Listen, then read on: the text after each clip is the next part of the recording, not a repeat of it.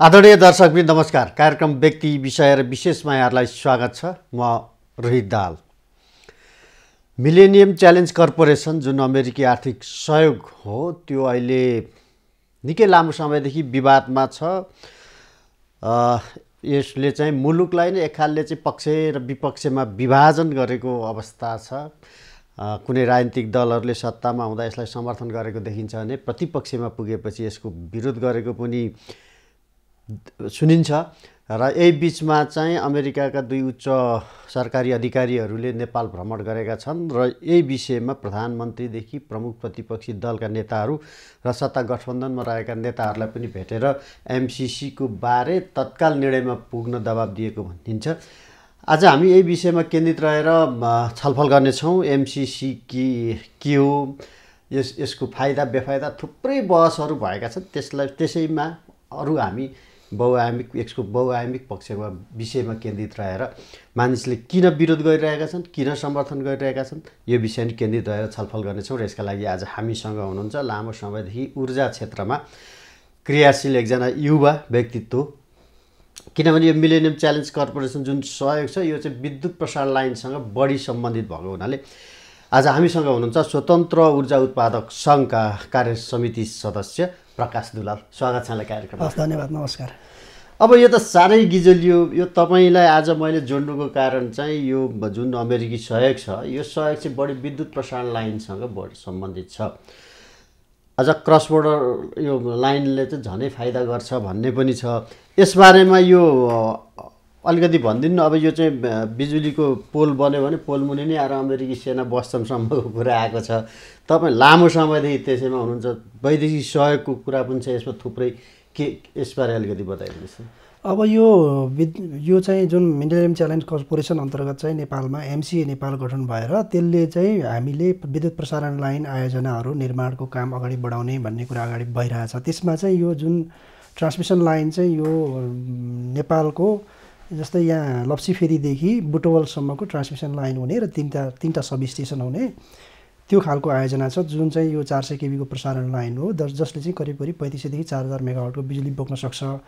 अब यो millennium challenge कर्पोरेसनमा हामीले चाहिँ यसमा प्रवेश गरेको चाहिँ 12-13 देखि हो। 14 मा आएर चाहिँ हामीले नेपाल भारतको बिचमा चाहिँ विद्युत व्यापार सम्झौता पिडिए पावर डेभलपमेन्ट एग्रिमेन्ट गरिसक्यौँ र हामीले आएर 2017 मा आएर चाहिँ एमसिसीसँग चाहिँ हाम्रो सम्झौता भएको हो।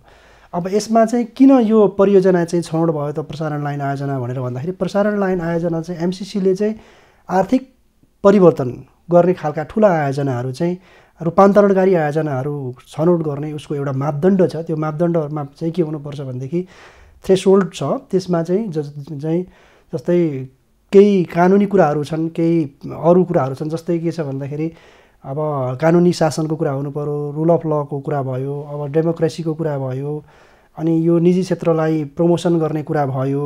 यस्ता धेरै कुराहरू छन् जसले चाहिँ अब मानव अधिकारको कुरा भयो, प्रेस स्वतन्त्रताको कुरा भयो। यी धेरै कुराहरू थ्रेसहोल्डहरूलाई पार गरेर हामीले चाहिँ त्यहाँ चाहिँ त्यो पार गरिसकेपछि परियोजना छनौटको सन्दर्भमा परियोजना के छनौट गर्ने भन्दाखेरि सडक र प्रसारण लाइन परियोजनाहरू छनौट गर्दाखेरि सडकको सानो खण्ड र ठुलो चाहिँ प्रसारण लाइन, जसले गर्दा किन यो प्रसारण लाइन हामीले चाहिँ छनौट गऱ्यौँ, नेपाल सरकारले यसलाई प्राथमिकतामा राख्यो भन्दाखेरि हामीले 2049 साल पछाडि प्राइभेट सेक्टर चाहिँ इन्भल्भमेन्ट छ विद्युत उत्पादनमा।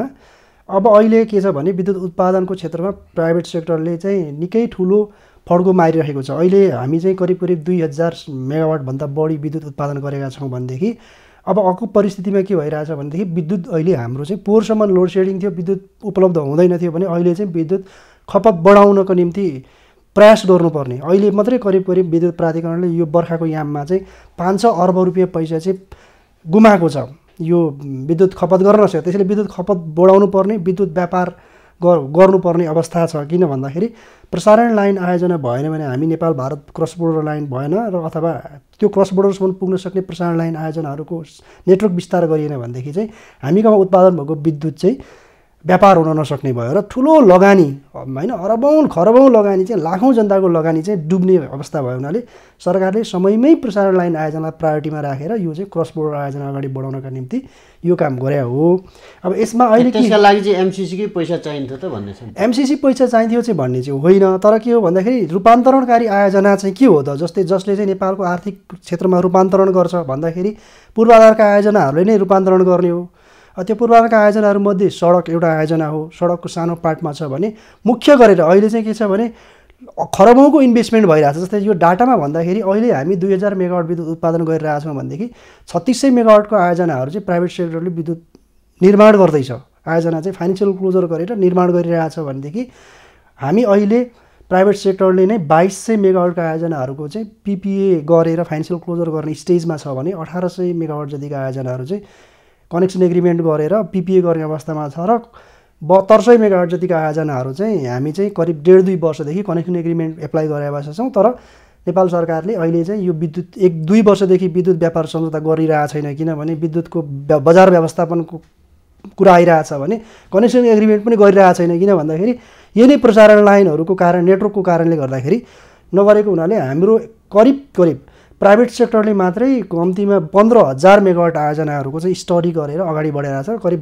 यहाँ मात्रै प्राइभेट सेक्टरले 12 खर्बभन्दा बढी इन्भेस्टमेन्ट गरिसकेको छ। अब यदि यो प्रसारण लाइन आयोजना बन्ने र टाइममा प्रोजेक्टहरू कम्प्लिट हुने भने 5 वर्षभित्रमा हामी चाहिँ 15,000 मेगावाट बनाउन सक्छौँ। जुन सरकारले 10 वर्षमा 15,000 मेगावाटको लक्ष्य थियो त्यो चाहिँ 3 वर्ष भयो, 10 वर्ष नलाग्ने भयो, 8 वर्षमा त्यो पुरा गर्न सक्ने अवस्था छ। अघि मैले भनेको डाटामा भन्दै हो भने अब हामी करिब 82-83 सालसम्ममा चाहिँ हामी 15,000 मेगावाट बनाउन सक्छौँ यदि राम्रो वातावरण हुने हो भने। यो चाहिँ एकदमै ठुलो रूपान्तरणकारी आयोजना कसरी भयो भनेदेखि साना आयोजनाहरू चाहिँ बन्ने भए नेपाली पैसाले, नेपाली लगानीमा, नेपाली प्रविधि, नेपाली मान्छेहरूले गर्ने भए यसको विद्युत व्यापार र प्रसारणका लागि ठुलो प्रसारण लाइन आयोजना चाहिँ विदेशी सहायतामा नबनाउने हो भने फेरि के हुन्छ भने प्रसारण लाइन चाहिँ यो ट्रान्समिसन लाइन र सडक चाहिँ संसारभरि नै यो फेरि स्टेटको मोनोपोली हो। यो सरकारले बनाउने आयोजना हो, यो एमसिसीले बनाउने आयोजना हो। 5 वर्षभित्र एग्रिमेन्ट गरेर त्यो प्रोजेक्ट कम्प्लिट गरेर ह्यान्डओभर गर्ने हो, किन यो भनेको त विकास समिति गठन भएको छ, एमसिए नेपाल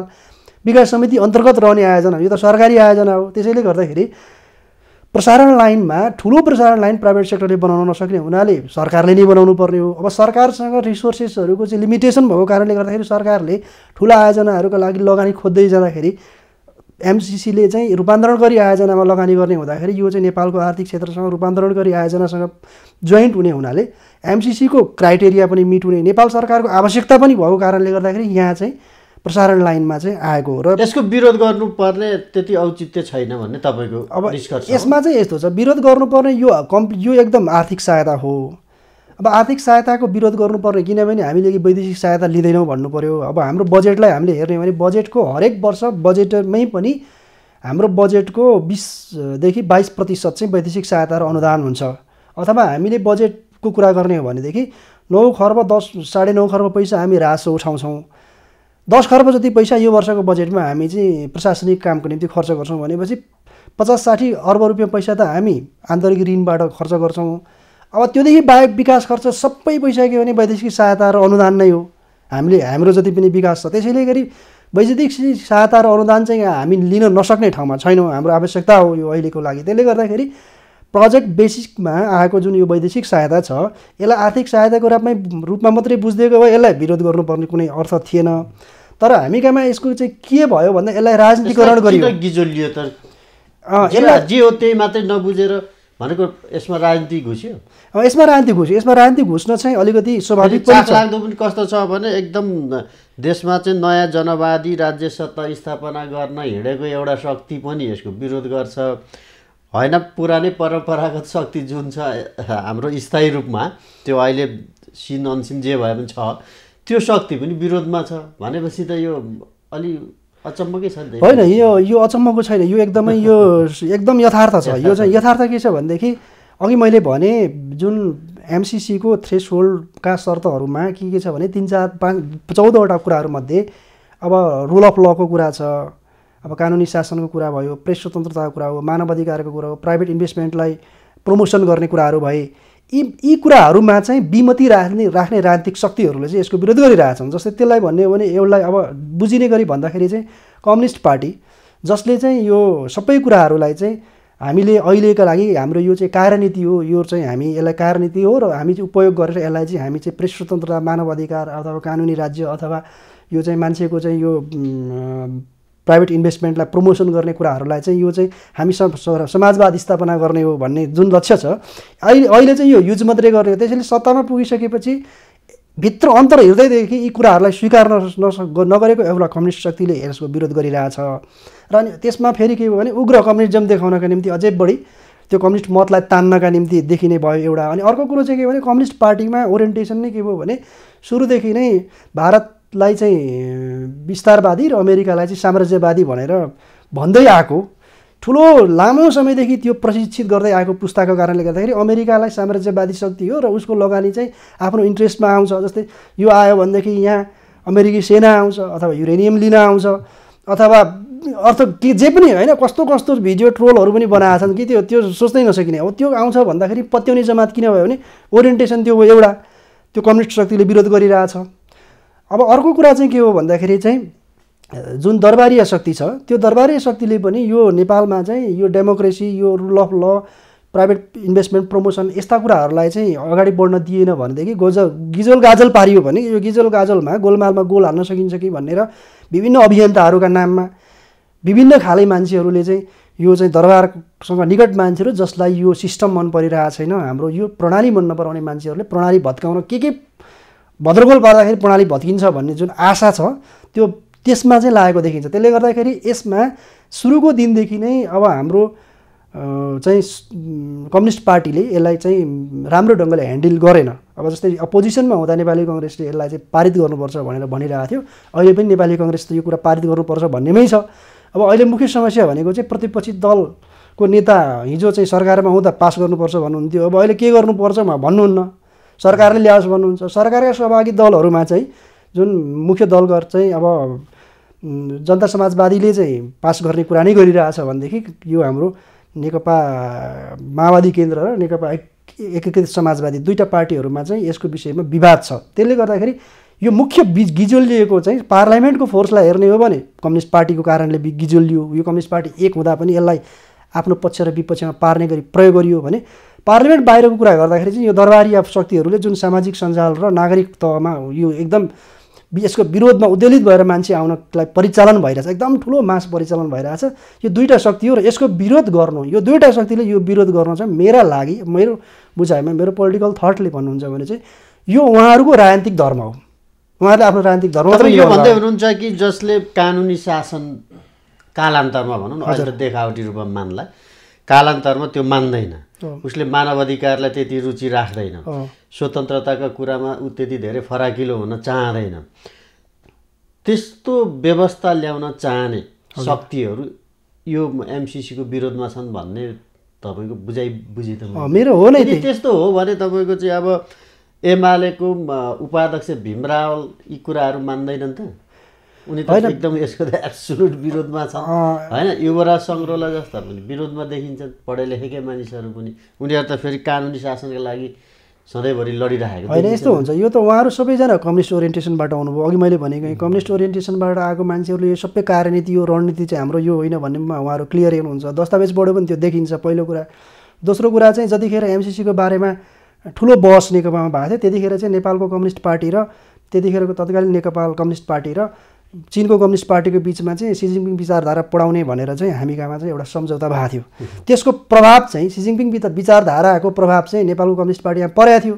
त्यसको प्रभावको असर चाहिँ विभिन्न फ्याक्टरमा परेको छ। जस्तै त्यसले गर्दाखेरि अर्को के देखिन्छ भने हाम्रा छिमेकी शक्तिहरूले पनि, जस्तै चाइनिजहरूले पनि यो नेपालमा चाहिँ अमेरिकनहरूको प्रवेश नहोस्, अमेरिकन सहायता नआओस्, नेपाल अमेरिकासँगको सहकार्यमा अगाडि नबढोस् भन्ने चाहन्छ भनेदेखि भारतले पनि त्यो कुरा चाहन्छ। किन चाहन्छ भन्दाखेरि अब यो अलि लामो टाढाको दूरीको चाहिँ शक्ति राष्ट्रसँग सम्बन्ध विकास भयो भनेदेखि यहाँ छेउमा चाहिँ हामीले चलखेल गर्न सक्दैनौँ भन्ने छ। त्यसैले हाम्रो पहिचानका निम्ति पनि हामीले सुरुमा भारतसँग चीनसँगको सम्बन्ध जस्तै अमेरिकाको सम्बन्ध अथवा युएनसँगको सम्बन्धलाई हामीले इस्टाब्लिस नगर्ने भने नेपालको पहिचान पनि स्थापित हुन सक्दैन। ठुला छिमेकी मुलुकमा का बिचमा रहेका साना देशहरूले त शक्ति राशिसँगको सम्बन्ध र UN एजेन्सीसँगको सम्बन्धलाई पनि हेर्नुपर्ने हुन्छ होइन। त्यसैले उनीहरूले विदेशी शक्तिहरूले छिमेकी राष्ट्रहरूले चाहिँ ठुलो शक्ति राष्ट्रसँगको सहयात्रा र सहकार्य नहोस् भन्ने चाहने, जस्तै यो चाहिँ स्वाभाविक पनि हो। त्यसमा चाहिँ अलिअलि त्यताबाट पनि इन्फ्लुएन्स भएको छ। आजकल चाहिँ यो राजनीति छ नि, हजुर, त्यसले पनि काम गर्यो है। क्षेत्रीय शक्तिहरू अन्तर्राष्ट्रिय शक्तिहरूको बिचको चलखेल भयो शक्ति राष्ट्रहरू बिचमा, त्यसले गर्दा नि यो कार्यक्रम चाहिँ परियोजना चाहिँ अप्ठ्यारोमा पर्यो एउटा देशभित्र र देश बाहिरको। तपाईँले सम्झौताको किताबै बोकेर आउनु भएको छ। अब यसमा चाहिँ धेरै कुराहरू उठेका छन्, जस्तै सम्झौतामा पूर्व शर्तहरू किन धेरै राखियो भन्नेहरू छ, मुलुककै स्वामित्वसँग यो कुराहरूलाई जोडिएको छ, बौद्धिक सम्पत्तिको स्वामित्वको कुराहरू जोडिएको छ। तपाईँ यो सम्झौतै त्यहाँ लिएर आएको भने तपाईँ पक्कै अध्ययन गर्नु। अनि यो यस्तो छ, यो पूर्व शर्तहरू भने चाहिँ 3-4वटा मुख्य पूर्व शर्तहरू राखेका थिए। जस्तै त्यसमा पूर्व शर्तहरू भने के थियो भने ट्रान्समिसन लाइन आयोजना बनाउने सन्दर्भमा चाहिँ पहिलो शर्त चाहिँ प्रसारण लाइन आयोजनालाई राष्ट्रिय गौरवको आयोजना घोषणा गर्नुपर्छ भन्ने थियो। त्यो राष्ट्रिय गौरवको आयोजना किन घोषणा गर्नुपर्छ भन्दाखेरि हाम्रो चाहिँ विद्युत यो हाम्रो वनसँग नियमावली र वन ऐनसँग रिलेसन छ। राष्ट्रिय गौरवको आयोजना घोषणा भयो भने वनको रुख कटानहरूमा सहजीकरण गरिदिने, राष्ट्रिय गौरव आयोजना भएन भने चाहिँ अप्ठ्यारो पार्ने छ। त्यसले गर्दाखेरि हामी प्राइभेटले बनाएका जलविद्युत आयोजनाहरूलाई पनि राष्ट्रिय गौरवको आयोजना हो भनेर हामीले चाहिँ के भन्छ यो राष्ट्रिय योजना आयोगबाट लिखाएर लिएर जानुपर्ने हुन्छ। त्यो भयो भने त्यसको प्रक्रिया छुट्टै, राष्ट्रिय गौरव नहुनेको छुट्टै हुनाले पहिलो शर्त राष्ट्रिय गौरव सजिलो बनाउनलाई राष्ट्रिय गौरव भने एक। दोस्रो कुरो चाहिँ के थियो भन्दाखेरि अब हामीले भारतको सहमति, किन भारतको सहमति लियो, यो एकदमै विवादित विषय भएको थियो। हाम्रो चाहिँ जुन बुटवलबाट गोरखपुर प्रसारण लाइन छ, बुटवल गोरखपुरको 21-22 किलोमिटर प्रसारण लाइन, त्यो प्रसारण लाइन चाहिँ यो MCCले बनाउने सब स्टेसन र गोरखपुरसँग जोडिने। जस्तै बुटवल गोरखपुर एक जम्मा 140 किलोमिटर ट्रान्समिसन लाइन हो, त्यसमा चाहिँ 118-20 किलोमिटर ट्रान्समिसन लाइन चाहिँ इन्डियाको भूभागमा पर्छ, यतापट्टिको 20-22 किलोमिटर चाहिँ हाम्रो नेपालको भूभागमा पर्छ। हाम्रो चाहिँ यहाँदेखि चाहिँ लप्सीभेदीदेखि बनेर गएको ट्रान्समिसन लाइन आयोजना होइन, हेटौँडादेखि तनहुँको हुँदै वहाँ पुगेको प्रसारण लाइन आयोजना चाहिँ जसले चाहिँ यो तामाकोसीदेखि यो त्रिशुलीदेखि यतापट्टिको मर्स्याङ्दी कोरिडोरसम्मका आयोजनाहरूको जलविद्युतको आयोजनाहरूको चाहिँ विद्युत प्रवाह गर्ने गरी वहाँ पुगिसकेपछि त्यहाँबाट अब बुटवलबाट चाहिँ ढल्केवरसम्मको कनेक्सन भएन भनेदेखि त त्यहाँ ट्रान्समिसन लाइन अथवा सब स्टेसन राख्नुको कुनै अर्थ भएन। त्यसले गर्दाखेरि यतापट्टिको प्रसारण लाइन यो सब स्टेसन र उतापट्टिको कनेक्सनको निम्ति चाहिँ यो भारतको सहमति लिनुपर्ने भन्ने पूर्व शर्त थियो र यो पूर्व शर्त पनि नेपाल सरकारले पुरा गरेको छ। नेपाल भारत र को सचिव र नेपालको सचिवको बिचमा यो आयोजना बनाउने भन्ने एउटा सहमति भइसकेको छ। दोस्रो पूर्व शर्त थियो यो किन लिनु पर्यो भन्ने सन्दर्भमा चाहिँ त्यहाँ बनाएर त्यहाँ पुगिसकेपछि उतासँग कनेक्सनका निम्ति चाहिँ कनेक्टिभिटीको लागि लिनुपर्ने थियो, दोस्रो पूर्व शर्त।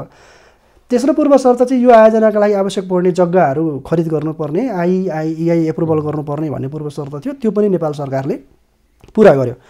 अर्को पूर्व शर्त चाहिँ के थियो भने रेगुलेटरी अथोरिटी, विद्युतको क्षेत्रमा चाहिँ रेगुलेटरी थिएन, त्यसैले एउटा रेगुलेटरी अथोरिटी बनाउनु पर्यो भन्ने थियो र विद्युत नियमन आयोग पनि नेपाल सरकारले बनाएर पार्लियामेन्टले त्यो ऐन पास गरेर विद्युत नियमन आयोग चाहिँ अहिले 2 वर्ष जति भयो नियमन आयोग बनेको छ।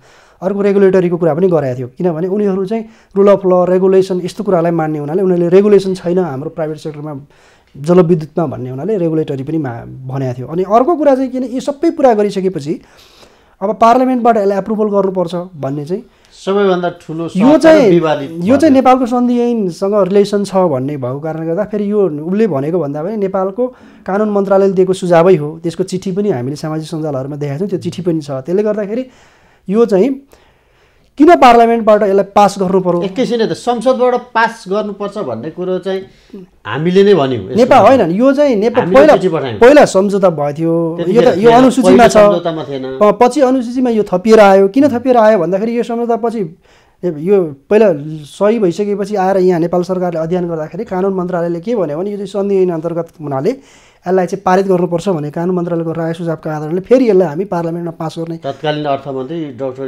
खतिवडा चाहिँ उहाँ चाहिँ अर्थमन्त्री हुनुहुन्थ्यो, तर कानुन मन्त्रालयले दिएको सुझाव हो। कानुन मन्त्रालयले अब यो के इम्प्लिकेसनहरू हुन्छ भनेर हेरेपछि कानुन मन्त्रालय दिएको हिसाबले पास गर्नुपर्ने भयो। अब मलाई चाहिँ के लाग्छ भनेदेखि प्रसारण लाइन आयोजना बनाउने कुरामा जस्तै यो चाहिँ धेरै क्षेत्रसँग सम्बन्धित छ, जग्गा प्राप्ति गर्ने, रुख कटान गर्ने, धेरै कुरा हुनाले गर्दाखेरि अनि छिटो काम गर्नुपर्ने हाम्रो चाहिँ यो सार्वजनिक खरिद ऐन यो त किन सरकारी प्रोजेक्ट हो, यो के अर्थ के होइन, यो चाहिँ विकास समिति ऐन अन्तर्गत स्थापना भएको एमसिए नेपालले इम्प्लिमेन्ट गर्ने हो होइन। अर्थ मन्त्रालयको सचिव यसको चेयरम्यान हुन्छ, नेपाल विद्युत प्राधिकरणको एमडिएसको सदस्य सचिव छ, ऊर्जा मन्त्रालयको सहसचिव यसको बोर्ड मेम्बर छ, 2 जना निजी क्षेत्रको मान्छेहरू यसमा चाहिँ बोर्डमा हुनुहुन्छ, त्यसरी बनाएको बोर्ड छ होइन। त्यसैले गर्दा यो चाहिँ विकास समिति अन्तर्गतको हुनाले सरकारी प्रोजेक्ट हुनाले सरकारी सार्वजनिक खरिद ऐनका कति प्रक्रियाले गर्दाखेरि 5 वर्षभित्र यति ठुलो प्रसारण लाइन आयोजना सम्पन्न गर्न सकिँदैन।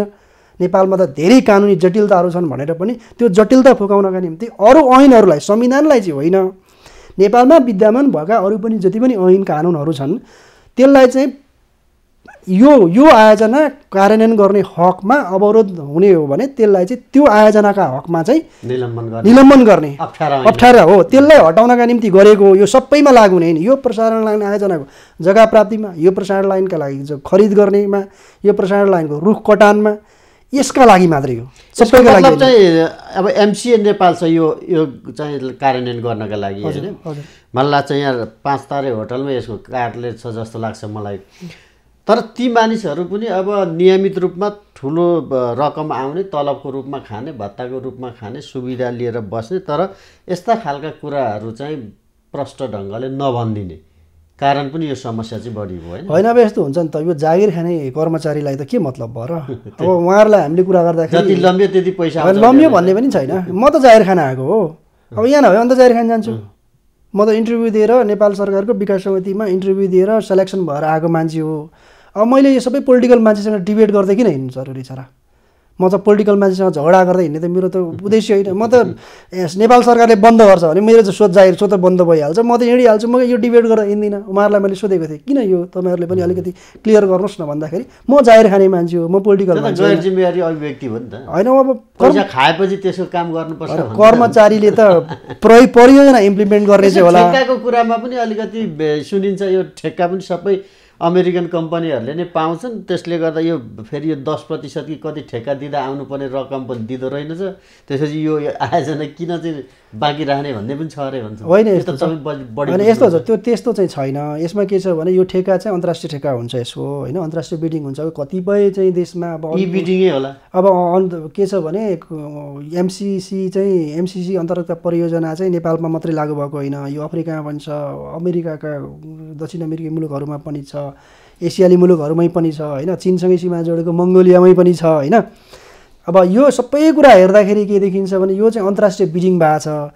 त्यो धेरै ठाउँमा चाहिँ फेरि यो टेन्डर चाहिँ चाइनिज कम्पनीले पाएको छ, धेरै ठाउँमा चाहिँ चाइनिज कम्पनीले पाएको छ। अब त्यसैले यो चाहिँ मान्छेले पढ्दै नपढिकन, बुझ्दै नबुझिकन भ्रम सिर्जना गर्ने गरी भनेका कुराहरू हो। यो चाहिँ के भने अन्तर्राष्ट्रिय टेन्डर हुँदाखेरि अधिकांश देशहरूमा चाहिँ टेन्डर चाहिँ चाइनिज कम्पनीले जे बुदाहरू राखेर यसको विरोध गर्नेहरूले भनेका छन् नि, त्यहाँ उनीहरूको त्यो विरोधको बुदामा कुनै दम छैन यसको मतलब होइन। त्यो डकुमेन्टको एग्रिमेन्टको कुरामा अब राखेर एग्रिमेन्टलाई पढेर त्यो एग्रिमेन्टलाई बुझेर त्यसलाई व्याख्या गर्ने हिसाबले मलाई लाग्छ त्यसमा छैन। अब यसलाई यो एउटा आर्थिक परियोजना हो, एउटा प्रोजेक्ट हो, यो ट्रान्समिसन लाइन आयोजना हो अथवा यो एउटा चाहिँ सडक निर्माण गर्ने आयोजना हो भनेर बुझ्दा कुनै समस्या छैन। तर यसलाई त्यो नबुझेर अमेरिकाको चाहिँ यहाँ सहायता आउनुको पछाडिको कारण चाहिँ यो हुनसक्छ भने परिकल्पना गरेर सुरक्षा प्रतिरक्षा युरेनियम लाने के गर्ने यो सबै कुरा त्यो सोचिसकेपछि त्यो एङ्गलबाट व्याख्या गरेपछि अनि अरू कुराहरू निक्लिया हुन्। अब यो चाहिँ के हो भने मेन कुरा अघि पनि मैले भने यो जति पनि विरोध भइरहेछ यो चाहिँ आर्थिक परियोजनासँग जोडेर विरोध भएको छैन, यो चाहिँ पोलिटिकल्ली विरोध भएको छ र यो चाहिँ पोलिटिकल हिसाबले नै यो ओरिएन्टेसन छ। त्यसले गर्दाखेरि अब नेपालको सरकारले जुन शेरबहादुर देउवा प्रधानमन्त्री हुँदाखेरि उहाँको पालामा यो चाहिँ सम्झौता भएको थियो। अब अहिले उहाँ फेरि प्रधानमन्त्री हुनुभएको छ, 4 वर्ष पुरा भयो। अब यो 5 वर्षमा सक्ने परियोजना हो। यो चाहिँ जुन दिनबाट नेपालको पार्लियामेन्टले रेक्टिफाई गर्छ त्योबाट त्यो सुरु हुन्छ। यदि हामीले टाइमली रेक्टिफाई गरे यो लगभग आयोजना बनिसक्थ्यो। हामीले 4 वर्ष यसैमा हल्ला गरेर बितायौँ। यो चाहिँ अरुण तेस्रो जस्तो भयो, अरुणमा 20औं वर्ष हामीले हल्ला गरे जस्तै हामी हल्ला गरेर बिताउने हो। त्यसले गर्दा अब तुरुन्तै यो चाहिँ नेपाल सरकारले यो चाहिँ पार्लियामेन्टमा पेस गर्नु पर्यो। पेस गरिसकेपछि पार्लियामेन्टबाट पास हुन्छ अर फेल हुन्छ त्यो पार्लियामेन्टको कुरा भयो। तर मलाई के लाग्छ, म चाहिँ के भन्छु भने अब अब फेरि यसलाई अलमल्याएर अल्झ्याएर राख्ने विषय चाहिँ होइन। अब यो पार्लियामेन्टमा लगिसकिसकेपछि पार्लियामेन्टमा अब नेकपा एमाले के गर्छ त्यो पनि देखिने भयो। हिजो उसले पास गर्नुपर्छ भनेर त्यतिखेरको तत्कालीन प्रधानमन्त्रीले भन्नुभएको थियो, के गर्छ त्यो उसको पनि भर्सन क्लियर आउने भयो। र यो जुन यो माओवादी केन्द्र र नेकपा एकीकृत छ समाजवादी, अब यिनीहरूले पनि आफ्नो कुरा क्लियर गर्नु पर्यो। अब नेपाली काङ्ग्रेससँग समन्वय र सहकार्य गर्नको निम्ति हिजो उहाँहरू हुनुभयो, शेरबहादुर देउवालाई प्रधानमन्त्री प्रस्ताव गर्नुभयो। शेरबहादुर देउवा त अपोजिसनमा हुँदा पनि एमसिसी पास गर्नुपर्छ त भनिराख्नु भएको थियो, अनि उहाँले एमसिसी टेबल गर्नुहुन्छ भन्ने त मलाई थाहा छ। भनेदेखि प्रधानमन्त्री बनाउनका निम्ति उहाँलाई प्रस्ताव गर्नेले अब ठिक छ उहाँहरूले चाहिँ प्रधानमन्त्री बनाउनु भयो, अब भोलि चाहिँ यो टेबल गर्नु पऱ्यो, सरकारले लिएर आएको बिल पास भएन भने त्यसको जिम्मेवार त उहाँहरू हुनुपर्छ।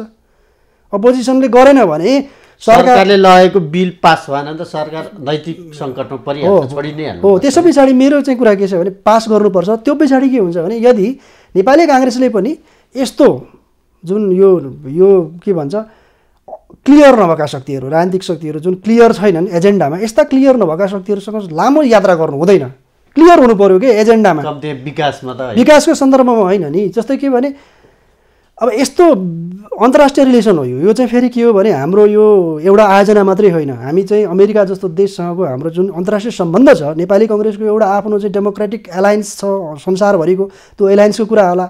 अब अन्तर्राष्ट्रिय यो नेपाल सरकारले सम्झौता गरिसकेको विषय कार्यान्वयन नहुने भन्ने कुरा त नेपाल सरकारको चाहिँ विश्वसनीयतामाथिको प्रश्न होला। तपाईँको विचारमा यो के हुन्छ, यो फर्केर अब त टाइमलाइन पनि दिए जस्तो देखिन्छ होइन? तपाईँले यो मङ्सिरभरिमा केही गर्नु भने नि यो प्रोजेक्ट जान्छ जस्तो बुझिन्छ। अब जे गयो भने निकै ठुलो दुर्भाग्य हो नेपालका लागि होइन। यस्तो छ, पहिलो कुरा त मेरो विचारमा यो अन्तिममा जाँदैन होला मेरो, किनभने मलाई के लाग्छ भने काङ्ग्रेसले टेबल गरेपछि एकीकृत समाजवादी र माओवादी केन्द्रले समर्थन नगर्ने भन्ने कुरा भयो भने नेकपा एमाले समर्थन गर्छ र यो पास हुन्छ। त्यो भएपछि पोलिटिक्सले पनि एउटा वे लिन्छ। हिजो जुन के अरे एउटा एजेन्डामा ठिक छ केपी शर्मा ओलीले संसद विघटन गर्नुभयो, त्यो चाहिँ असंवैधानिक थियो भन्ने एजेन्डामा नेपाली कङ्ग्रेससँग अथवा नेपाली कङ्ग्रेसले यिनीहरूसँग एलायन्स गर्यो होला। अब यो एजेन्डामा चाहिँ नेपाली कङ्ग्रेसले एमालेसँग एलायन्स गर्न सक्छ।